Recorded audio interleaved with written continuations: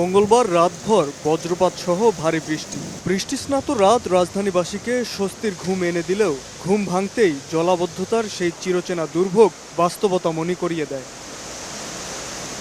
পূজার ছুটি থাকায় রাস্তাঘাটে যানজট কম থাকলেও বিভিন্ন প্রয়োজনে কর্মক্ষেত্রে কিংবা ছুটিতে বাড়ির উদ্দেশ্যে রওনা দিয়ে বিপাকে পড়েন অনেকেই। খালি পায়ে ভ্যানে করে চলতে দেখা যায় যাত্রীদের।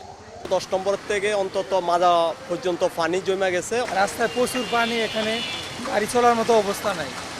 আর এই পানির ভিতরে গাড়ি মোটেই চলা যাবে না, এই জন্য রেখে যাচ্ছি। বুকিং দেওয়া ছিল সিট মিরপুর 10 নাম্বার, আমি তো যেতে পারি নাই, 6:10 গাড়ি। সড়কে যানবাহনের সংখ্যা কম হলেও জলাবদ্ধতার কারণে ভোরেই রাজধানীর বেশ কিছু রাস্তায় যানজটের সৃষ্টি হয়। ভারী বৃষ্টিপাতের মধ্যে চলাচলের সময় ইঞ্জিনে পানি ঢুকে বিকল হয়ে পড়ে বেশ কিছু গাড়ি। নামাইছি, আমি যাত্রীরা বলতেছি ভাই যাওয়ান যাইব না, অহন উনি আমার করতেছে সব গাড়ি যেতেছে, তুমি যেতে পারবে না কে যাও পথে। উনি নামিয়ে গেছে, এই দেখেন আমি গাড়িটা ধাক্কাইয়া টানিয়ে বন্ধ নিয়ে আসি। বৃষ্টির জন্য অনেক পানি, তো যেতে পারছি না আর কি, কোনো দিকে যাইতে পারছি না। জলাবদ্ধতার এই চিরচেনা সমস্যা সমাধানে কার্যকরী পদক্ষেপ নেওয়ার দাবি চালক যাত্রী সকলের। শাবক ওয়াসি, সময় সংবাদ, ঢাকা।